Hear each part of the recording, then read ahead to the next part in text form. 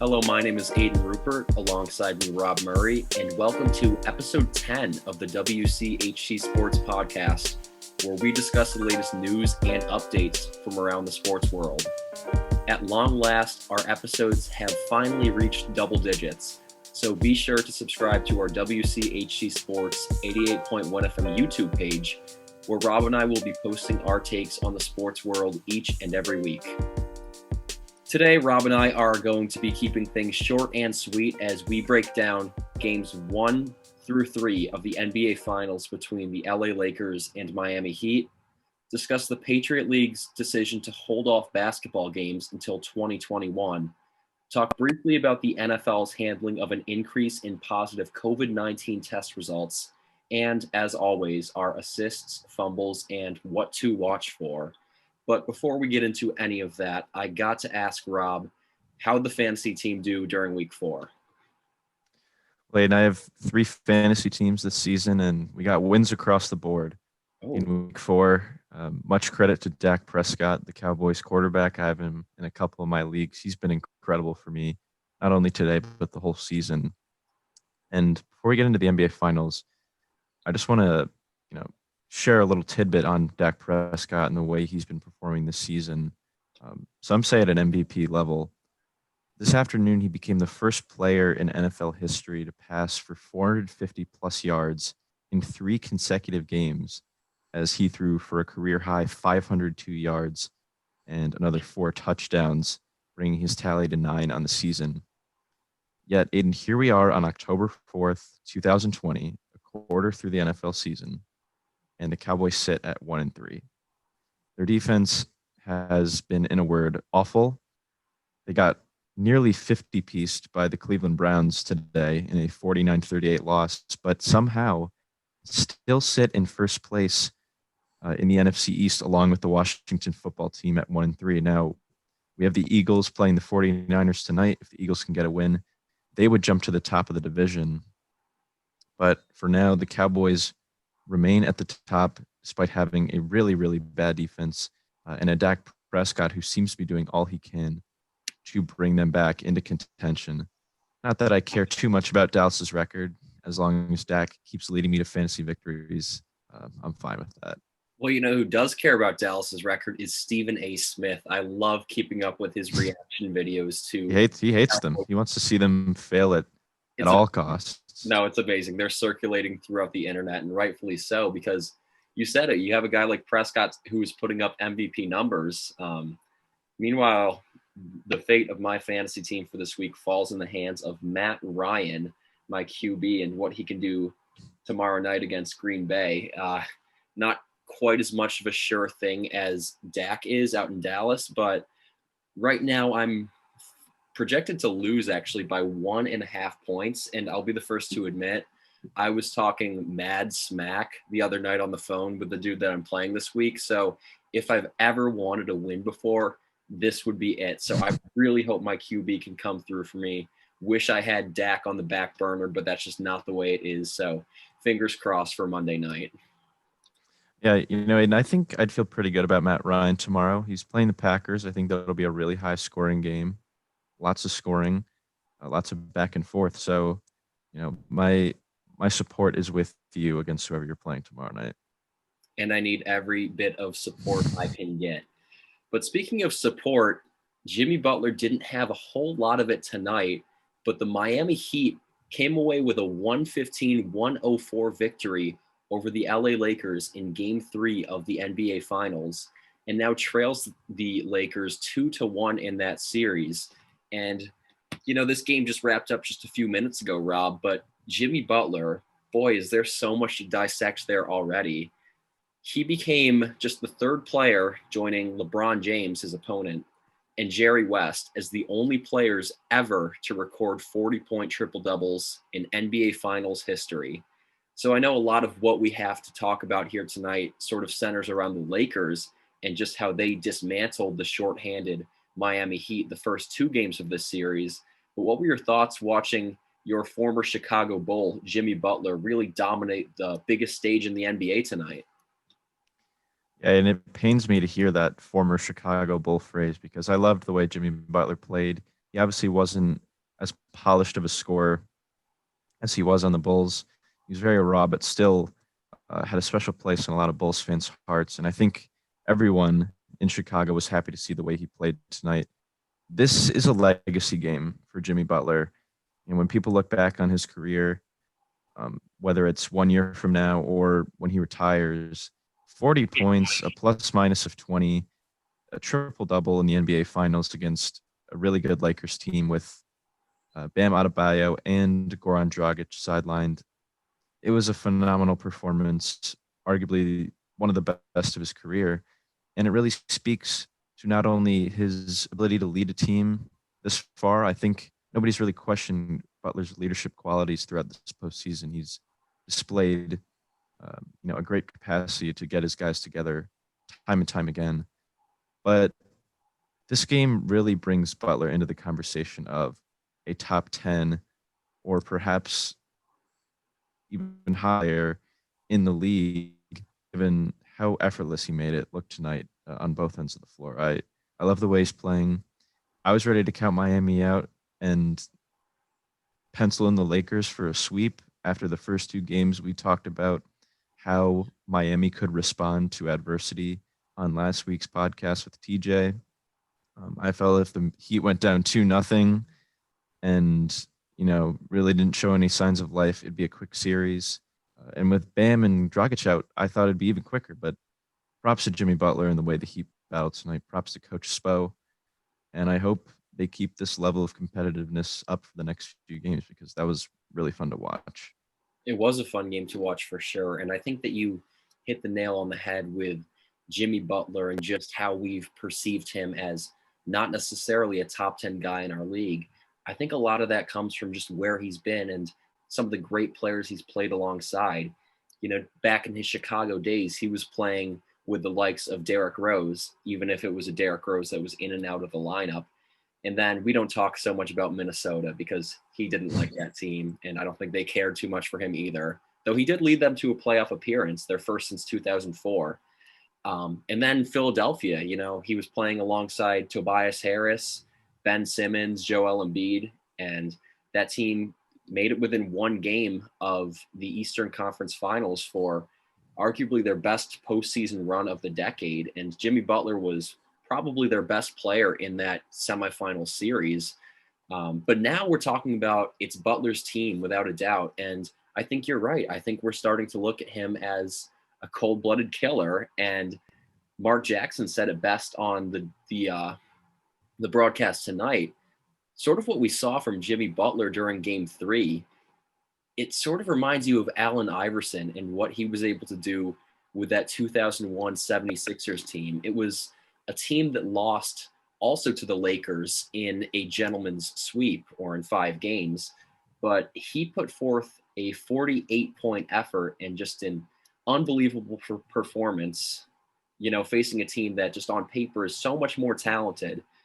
But I think that Jimmy Butler, he really wants this. And he said after Game 3, they're in trouble, referring, of course, to the Lakers. And I'm not so sure if I would go so far as to say the Lakers are in trouble just yet, as through the first couple of games, and even tonight, especially for LeBron, we saw outstanding performances from LeBron and Anthony Davis. And so we sort of talked about Jimmy Butler and the Heat side of things, but they're still up 2-1.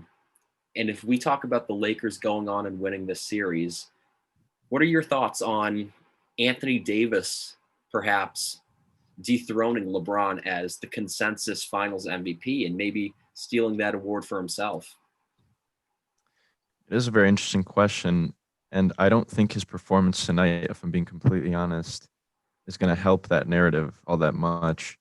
Davis was efficient in scoring as usual. He was 6 for 9 from the field, 1 of 2 from 3, only had 15 points, but his 5 turnovers and minus 26 plus minus rating on the floor in 33 minutes tonight is a little concerning considering how good of a defensive player he is and really how he's the anchor for that LA front court in terms of, protecting the rim.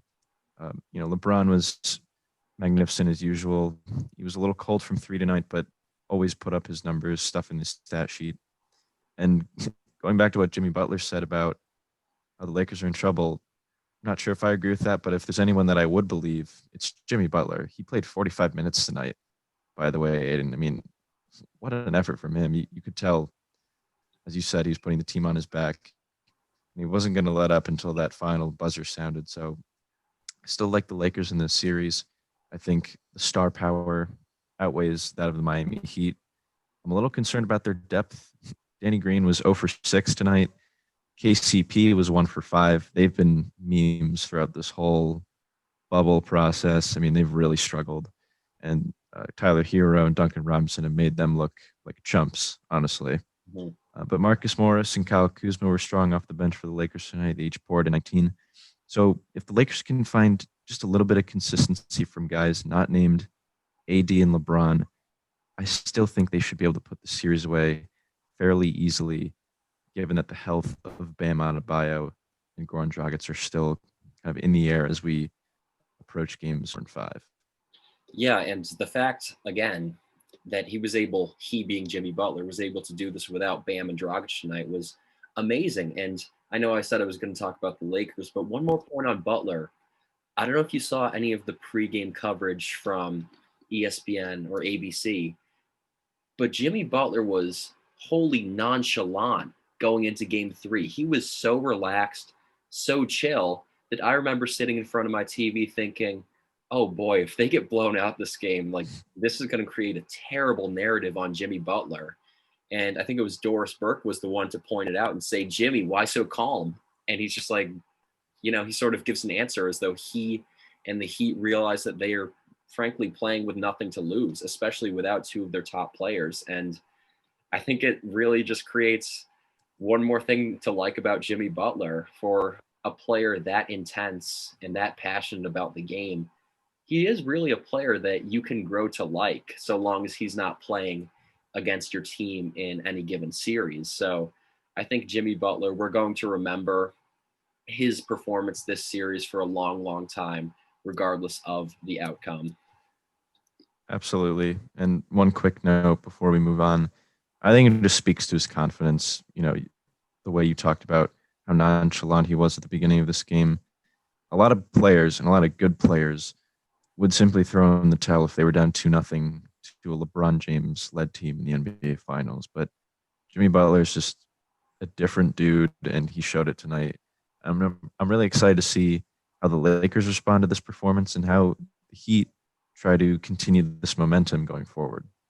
And especially with Bam potentially coming back, the consensus seems to be that Dragic, he likely will not return for this series after suffering a major foot injury. But Bam, his status is a little more up in the air with that shoulder injury. So we will just have to see where things go. But moving on to our next segment, Rob and I want to talk just a little bit about the Patriot League, as 3 days ago we heard the news that the Patriot League has eliminated its non-conference basketball season for both men's and women's teams, meaning that there will be 0 games played until 2021, at which point teams will begin an 18-game slate against all Patriot League opponents. So Rob, I know we're just a few days out, but I want to get your initial reactions to this news. Did you really see this one coming? Because I know from my perspective that November 25th start date, it did seem a little bit optimistic for the Patriot League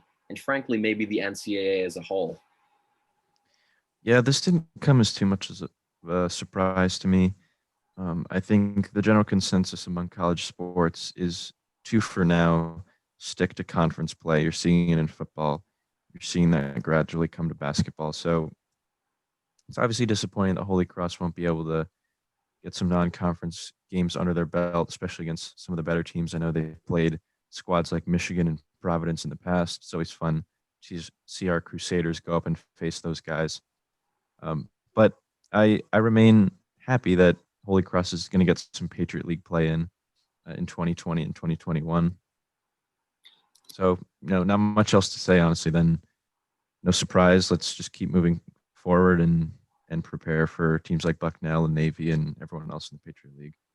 You are right, Rob, in saying that the Patriot League and really college sports, they have looked to shift to more of an in-conference schedule. And I think that especially makes sense for a conference like the Patriot League that really has this relative geographical proximity that some of the larger conferences don't.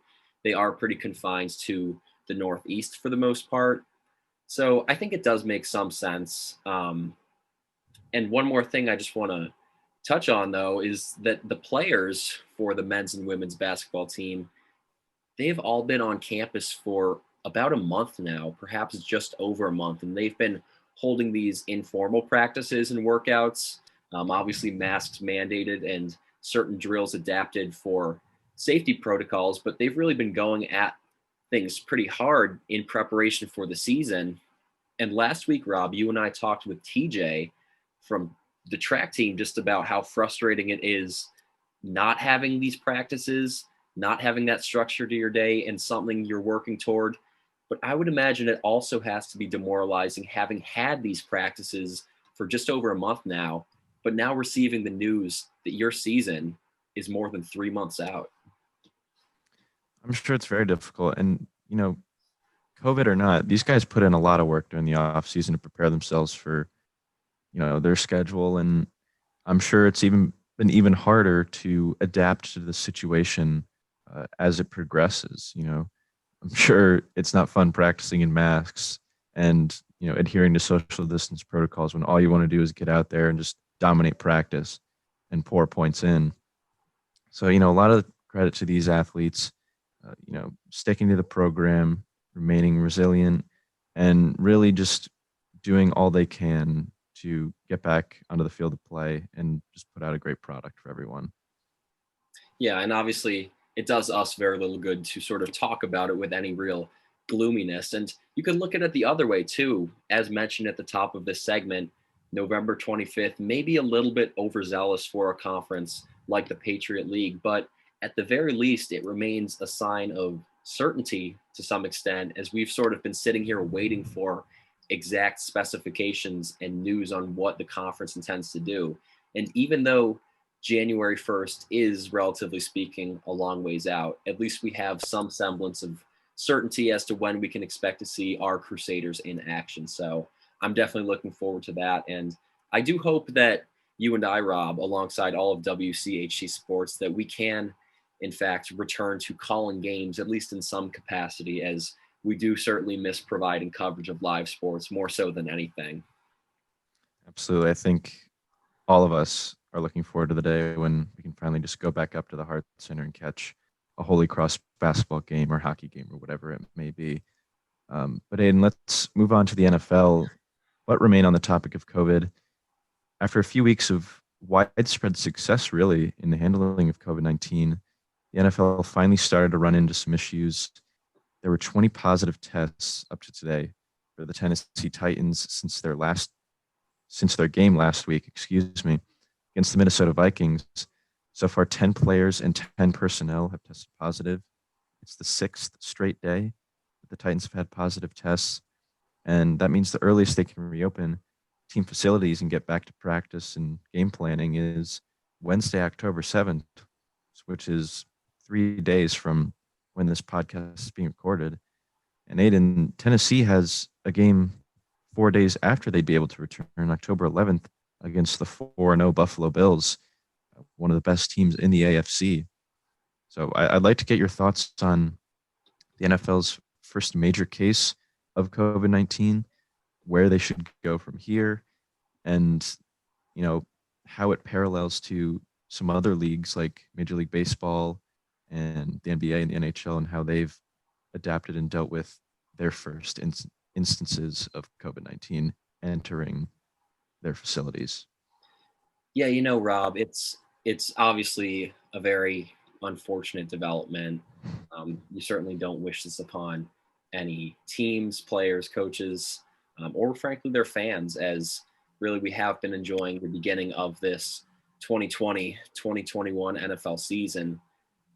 For me, though, it almost seemed, and I know hindsight is 2020, of course, but I was sort of getting the sense from the first few weeks of this and dating back to the training camp, albeit a brief training camp, that it was sort of too good to be true in a sense. It was a fortuitous stretch of luck where teams were really, and that's not to say that the teams weren't doing their part in preventing COVID outbreaks. Obviously, so many teams and the league itself, they put into place these very strict protocols designed specifically to keep teams and their players safe.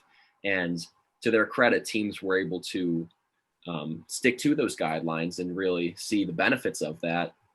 And right now we're seeing the NFL has opened a investigation into Tennessee to sort of deem, where exactly this stems from. And obviously it's not my job or your job to make any assumptions about what went wrong for the Tennessee Titans or any other teams in the NFL. You sort of just wish that they can sort of make their way through this and have this be a blip on the radar for the rest of the season. And I know that's not necessarily the nature of the beast. Given how transmissible COVID-19 is, you would expect to see some more positive cases creep up over the next week or so. And really it can spread like wildfire. But I do think the NFL, they are doing their part in trying to nip this in the bud right now. The postponement of games was something that was very much on everybody's minds going into the season as a possibility.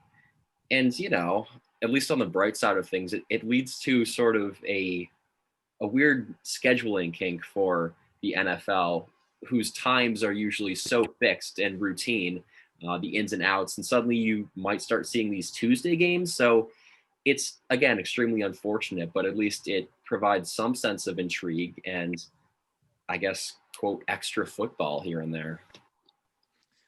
Yeah, it's interesting you mentioned how these scheduling quirks will arise as a result of some of these COVID outbreaks. You have New England Patriots getting their game moved from this Sunday afternoon to Monday night as Cam Newton was diagnosed with COVID-19 this past weekend. Brian Hoyer, at the beginning of the season, the third string quarterback for the Patriots, he's expected to make his 39th career start as the Patriots not only have to deal with their own bout of COVID, but also host the 3-0 and reigning champ Kansas City Chiefs, who were fresh off a beatdown of the Ravens last Monday in a game that a lot of people thought had the makings to be the game of the year in the NFL, but the Chiefs said no, sir, to that narrative. But you're right, Aidan. I think it was a little too good to be true, or at least that's the way it felt as the NFL season started. You got to remember that football is a sport where these guys are literally in each other's faces, throwing each other to the ground for 60 minutes every Sunday. With the nature of such a sport, unlike baseball, where you already have some sort of social distancing implemented to the game, it's going to be hard for the NFL to manage these scattered outbreaks of COVID. Now, I think they've done a pretty good job in handling what they've gotten so far. The Titans and the Steelers, who were supposed to play this Sunday, got their game moved to week 7, so they take their respective bye weeks today. And the Steelers, who were supposed to play the Ravens week 7, have that game moved to week 8. So I'm sure the NFL anticipated having to make some adjustments on the fly in terms of where and when games will be played. It remains to be seen if such strategies will work. But, I think like we saw with the MLB and the NBA, this is the first big test for the NFL. And I think I can speak for NFL and sports fans everywhere that I hope they do their diligence, keep players safe first and foremost, and do so in a way that keeps the flow of the season uniform and allows us to get football every week. Yeah, good call, Rob. And just one more thing to note. A week or two ago, you and I discussed the implications of players playing out this season despite having missed most of training camp as well as a preseason, and just the increased risk of injury that presents. But on the flip side of that, you certainly will, in the midst of a COVID ravaged season, it would seem, you are going to have players presented with opportunities they otherwise might not have. And, that can affect a player's future earnings or even future Pro Bowl appearances in itself, right? You think back, just because you mentioned Cam Newton and the Patriots and now having to turn to their third string QB.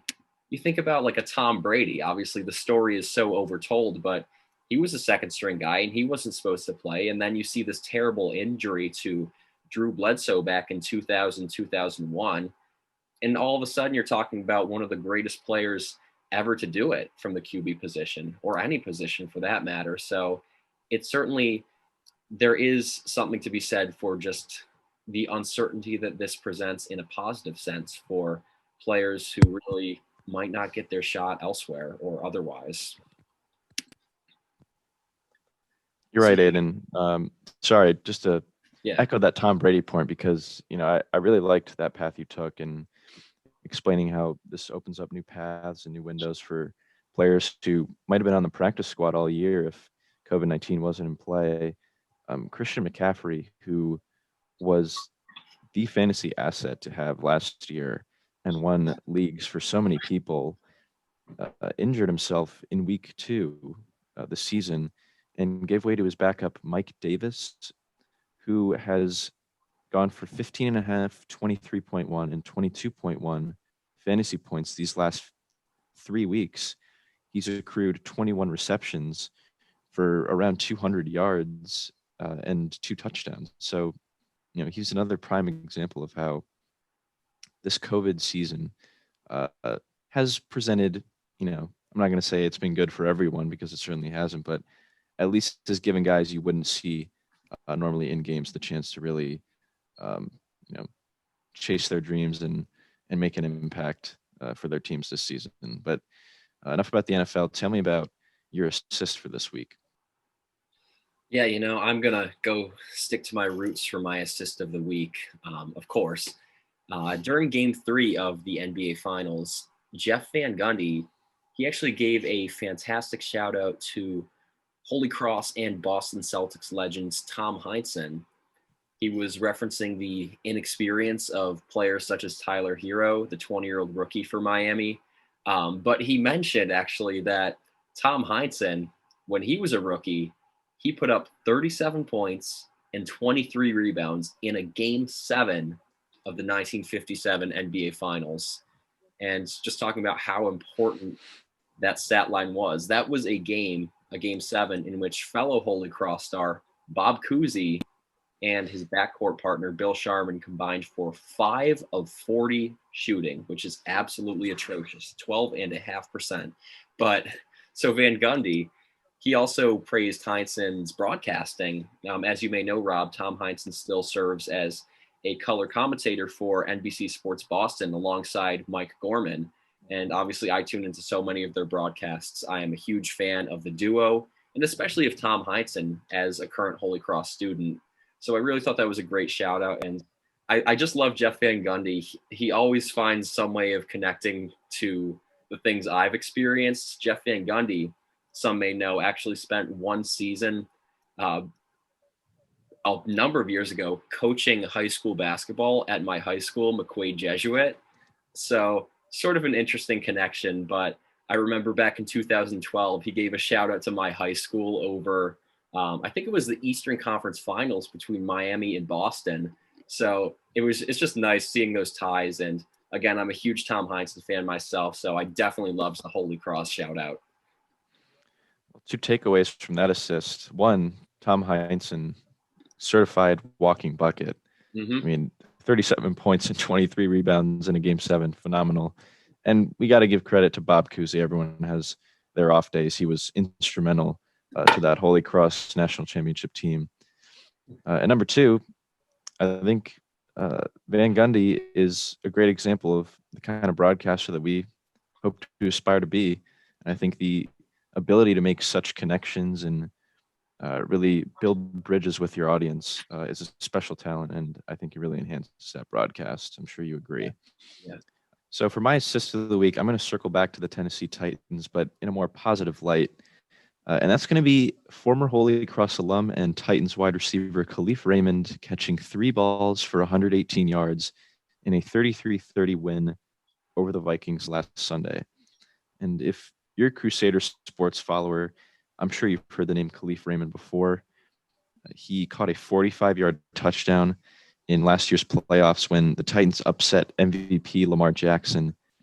and the number 1 seeded Ravens. So he's no stranger to the Crusader sports world, but it's really great to see a guy like him, one of the few Holy Cross alums in professional sports, to have a big performance. He bounced around from teams like the Broncos and the Jets and the Giants since entering the league in 2016, but seems to have found a bit of a home in Tennessee as the second season is underway with the Titans. So props to Kalif Raymond. Hopefully we'll be able to see similar strong performances from Crusaders in the future, like Malcolm Miller of the Toronto Raptors. Yeah, no, you talk about Crusaders making it to the sports world or the professional sports world. Kalif Raymond is making it in the professional sports world. Not to say that others aren't, but he's really capitalizing on an opportunity that maybe not everyone saw for him. And it's so great not even having to really look up his highlights, but having them right there in front of you on SportsCenter as they recap these games. He's really making a name for himself. I agree. So my fumble for this week is actually going to go to a player who opted not to play college basketball at Holy Cross, and that is Kyrie Irving. He took his talents to Duke University for reasons unbeknownst to me. So Kyrie Irving, as you know, Rob, I have a love-hate relationship with him. I tried to give him a shout out, I think week 1 or 2 on some of his charitable work. But some of the stuff we see coming from this guy is just baffling. He was in the news not once but twice this past week on comments in regards to his teammate Kevin Durant as well as coach Steve Nash. So first and foremost, he said of KD, "This is the first time in my career," and I'm paraphrasing here, "This is the first time in my career I've had a guy I can get the ball to at the end of a game and think he's going to make that shot." And so clearly that has to be a shot at his former teammate, LeBron James, arguably one of the best basketball players of all time, right? So I'm sure that the media to some extent maybe took this quote out of context, but at the same time, I'm just not quite sure how I feel about that, as LeBron has become a renowned closer in our game and someone that can absolutely take over a game down the stretch. But then the one that baffled me even more were his comments on recently hired Steve Nash, obviously an all-time great NBA point guard who is now a rookie head coach for the Brooklyn Nets and their 2 stars, KD and Kyrie. He called Steve Nash obviously a great hire, but he said that it would be a, quote, collaborative effort on the part of the Brooklyn Nets this year in terms of coaching. So in essence, Rob, he said, it's not like we have a real head coach. We're going to do it by committee. And you talk about not exactly putting a vote of confidence in your rookie head coach. I'm not quite sure what it is. And again, this may have been taken out of context. He may have simply been speaking to Nash's inexperience as an NBA coach and wanting to learn with him and grow with him along the way. But really, some of these things that I'm hearing come out of Kyrie Irving's mouth right now, frankly, I'm just glad it's not happening in Boston at this point, because it's Brooklyn's problem now, right? Exactly, and I'm sure you're happy about that. You know, Kyrie's signature move, it's not the crossover, it's not the spin move, it's making really odd statements in the offseason.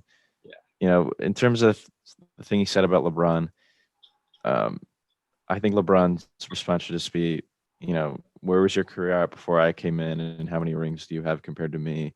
Yeah. You know, the Lion doesn't concern himself with the opinions of sheep. Not to say Kyrie's a sheep; he's a phenomenal player, one of the top in the league. But comparatively to LeBron, when you look across the span of both of their careers, it's not much of a contest. And yeah, how about being Steve Nash? I mean, you got to feel pretty sorry for him coming in, inheriting a very talented team that should be at the top of the East next season, getting really excited about the players you have, and having one of your main guys just say, yeah, your role won't be very profound. Right. You basically won't even be a coach. It's really a head scratcher from Kyrie. And you got to wonder if these antics are going to go down, with him in terms of his legacy and how he'll be remembered. I think a lot of teams would love to have Kyrie Irving, but a lot of teams, honestly, like the Boston Celtics, as we saw last year, would just pass up on him because they don't want to deal with the sideshow. And I don't blame him. It's some of the things he said it's ridiculous. But I don't want to spend too much time on Kyrie. My fumble of the week is going to walk over to baseball. The Cincinnati Reds scored 0 runs in 22 innings or 2 games in a postseason series loss to the Atlanta Braves. We had the wild card series kick off in Major League Baseball this past week. Obviously, the format's a bit different from years past. We have 16 teams from Major League Baseball, 8 from the NL, 8 from the AL, seeded based on how they finished in the regular season. You had 2 teams finishing at the top of each division be placed in the bracket, along with 2 kind of wild card teams. And the Reds, despite getting a brilliant outing from Trevor Bauer, who should be the NL Cy Young this year, in Game 1, he had 7 2/3 innings with 2 hits and 12 strikeouts. He couldn't get any run support from the Reds, even considering the fact they had 11 hits through 13 innings. And if things couldn't get any worse for fans out in Cincinnati, Bauer is set to hit free agency this offseason and will receive a treasure chest of cash from a lot of these teams for his service, likely greater than the budget of the Cincinnati Reds will be able to fill. And it must be really frustrating for fans out there for the Reds, because they spent a lot of money this offseason on getting guys like Mike Moustakas and Nick Castellanos to really bolster their lineup and correct some of the run scoring deficiencies that they had been experiencing for these past few years. But it seemed to not help at all this past week, because the Reds just had an abysmal performance out in Atlanta, and they're going home early. And Rob, I'm going to give ourselves an extra little fumble here. We're certainly not doing the MLB any favors in even failing to acknowledge their postseason going on right now for the first 40 or so minutes of our podcast here. But, you know, it's so difficult when you have all of these sports converging in this unusual fashion. It's tough to jump around to everything. But definitely a well-noted fumble. And for our part, we will certainly keep an eye on the MLB moving forward.